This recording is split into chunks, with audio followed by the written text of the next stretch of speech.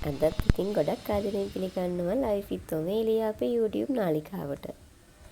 අද නම් ඉතින් මේ හවස් වරුවක්. හවස් වරුවක මම චුට්ටක් ගියා මම වකා කරපු දේවල් බලන්න. ලොකු දේවල් නෑ නැහැ. මිරිස් තියෙනවා, කංකුන් තියෙනවා. අපි බලමුකෝ එහෙනම්. මේ බලන්නකෝ මගේ යාළුවෝ ඔක්කොම ඉදිලා. මිරිස් යාළුවෝ.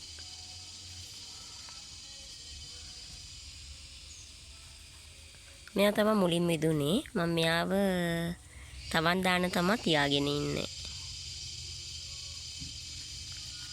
මෙයාලව නම් කඩන්න ඕනි. හොඳ රස මඤ්ඤොක්කකොළ ටිකක් හම්බුණා නම් මෙයාලත් එකතු වෙලා මඤ්ඤොක්කකොළ මාළුව හරිම රසවත් කරනවා. ඔයාලා දන්නවද? හරියට ගහට පොත්ත වගේ තමයි මඤ්ඤොක්කකොළ මැල්ලුමට නයි මිරිස් කියලා කියන්නේ. නයි මිරිස් දාලා කොටපුවම මඤ්ඤොක්කකොළ එකේ එන සුවඳ රස දිව්‍ය භෝජනයක් වගේ තමයි ඉතින්. ඉතින් ඔන්න හවස් වරුවේ ලස්සන විඳලා මම කුසියට ගියා බබාට කන්න පොඩි ස්නැක් එකක් හදන්න. ඉතින් මම ඒකට පාවිච්චි කරේ මෙන්න මේ රටේ ඉඳි එක. ඒ වගේම තමයි බබාලට අර කිරිත් එක්ක කන්න දෙන මේ නට්ස් පැකට් එකත් පාවිච්චි කරා. ඉතින් මේ නට්ස් එකේ ගොඩක් ಜಾති තියෙනවා. මේක ගොඩක් වෙලාට කිරිත් එක්කනේ හදලා දෙන්නේ. ඒ වුණාට මම මේක අද හැදුවේ රටේ ඉඳි මේ නට්ස් පැකට් එකේ තියෙන නට්ස් එකතු කරලා එකට බෙන්නර් කරලා ගුලි සමපෝෂ ගුලි වගේ ගුලි හදලා තමයි බබාට කන්න දුන්නේ. පැන් රස තියෙන නිසා ඉතින් ගොඩක් ආසාවෙන් කෑවා ඒක. මට ඒක වීඩියෝ එකක් නම් කරගන්න අමතක වුණා. ඉතින් දවල් වෙද්දී තාත්ති ටවුන් ගිහිල්ලා අපිට මෙන්න මේවා ගෙනත් තිබුණා. මලේ චීස් එකක් තියෙනවා. ඒක බබීට මේක අපිට කී දැන් මේ කිරි 480යි. මේ ඇත්තට මුදුවපු කිරි වෙන්නේ නැතනේ. මේ රොඩු වගේ තියෙනවා. අර කොලියක් වලින් තියෙනවා. ඉතින් කොච්චර කිරි තිබ්බත් වැඩක් නැහැනේ. කිතුල් පැණි තිබ්බේ නැත්තම්. ඉතින් කිතුල් පැණි නිසා තමයි ඇත්තටම කිරි එකක් ආසාවෙන් කන්න පුළුවන්. ඉතින් ඔන්න අපිට කිතුල් පැණි තියෙන නිසා අපි ඔන්න කිතුල් පැණිත් එක්ක අපි කිරි එක රස බලන්න තමයි මේ හදන්නේ. මේ තියෙන අපි පැණි මේ මොනවද කියලා ඔයාලා දන්නවද? මේ තමයි පැණි වැලි හකුරු වෙලා කියන්නේ මේකට. ඒ කියන්නේ පැණි ගොඩාක් උණු වෙලා වැඩි වුණාම තමයි මේ හකුරු හැදෙන්නේ. මේ සීනි නෙවෙයි. උණු වෙලා වැඩි නිසා එයා බෝතලෙ දැම්මට පස්සේ හකුරු වෙලා. ඉතින් දකිද්දිත් කට කෙලගුණනවා නේද? කැමති කෙනෙක් ඉන්නව නම් කොත්මලයාවට ඉන්නව නම් ඔයාලට පුළුවන් අපේ කඩේට ඇවිල්ලා කිතුල් පැණි මිලදී ගන්න.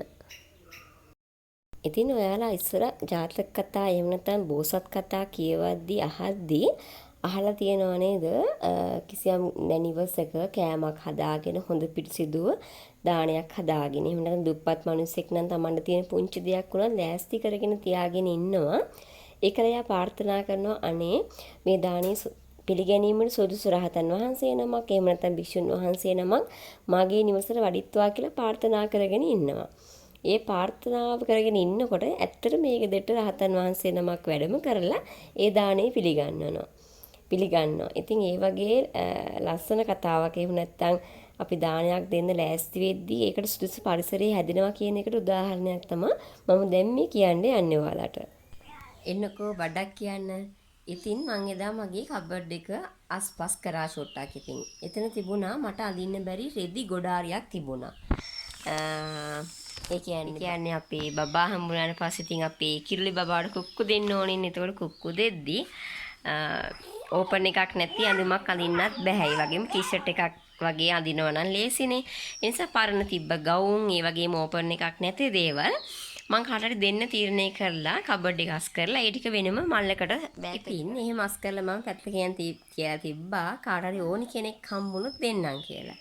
ඉතින් අහම්බෙන් අද උදේ මගේ ඔෆිස් එකට වයසක දෙමළ ආච්චි අම්මා කෙනෙක් ආවා.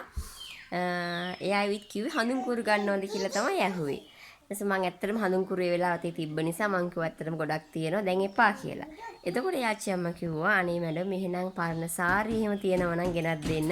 ඔක්කොම ගම් වතුරට ගියානේ කියලා. ඉතින් මං විශ්වාස කරනවා ඒ අම්මා කියප එක ඇත්තක් කියලා. මං කිව්වා ඉතින් එන රෙදි ටිකක් තියෙනවා මං ඔයාලට හෙට ගෙනත් දෙන්නම් කියලා. ඉතින් මට ඇත්තටම සතුටුයි මොකද මං අස්පස් කරලා ඒ ටික වෙනම වෙන් කරලා දවස් දෙක තුනක්වත් ගියේ නෑ. ඒත් මම හිතින් හිතුවා අනේ කාටද මේ ටික දෙන්න තියෙනවා නම් කියලා. අපිට හැමෝටම දෙන්න බෑනේ. ඉතින් සමහරු කැමති නෑ ගන්න. ඒ වගේම අවශ්‍යතාවයක් තියෙන කෙනෙක්ින් දෙන්න ඕනිනේ.